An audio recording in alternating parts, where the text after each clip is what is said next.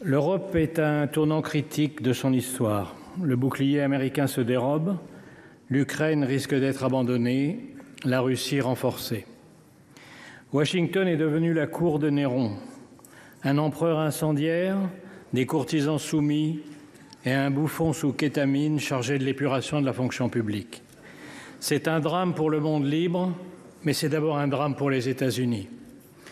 Le message de Trump est que rien ne sert d'être son allié puisqu'il ne vous défendra pas, qu'il vous imposera plus de droits de douane qu'à ses ennemis et vous menacera de s'emparer de vos territoires tout en soutenant les dictatures qui vous envahissent. Le roi du deal est en train de montrer ce qu'est l'art du deal à plat ventre. Il pense qu'il va intimider la Chine en se couchant devant Poutine, mais Xi Jinping, devant un tel naufrage, est sans doute en train d'accélérer les préparatifs de l'invasion de Taïwan. Jamais dans l'histoire, un président des États-Unis n'a capitulé devant l'ennemi. Jamais aucun n'a soutenu un agresseur contre un allié. Jamais aucun n'a piétiné la Constitution américaine, pris autant de décrets illégaux, révoqué les juges qui pourraient l'en empêcher, limogé d'un coup l'état-major militaire, affaibli tous les contre-pouvoirs et pris le contrôle des réseaux sociaux.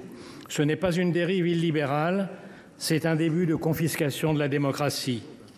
Rappelons-nous qu'il n'a fallu qu'1 mois, 3 semaines et 2 jours pour mettre à bas la République de Weimar et sa Constitution. J'ai confiance dans la solidité de la démocratie américaine et le pays proteste déjà. Mais en 1 mois, Trump a fait plus de mal à l'Amérique qu'en 4 ans de sa dernière présidence.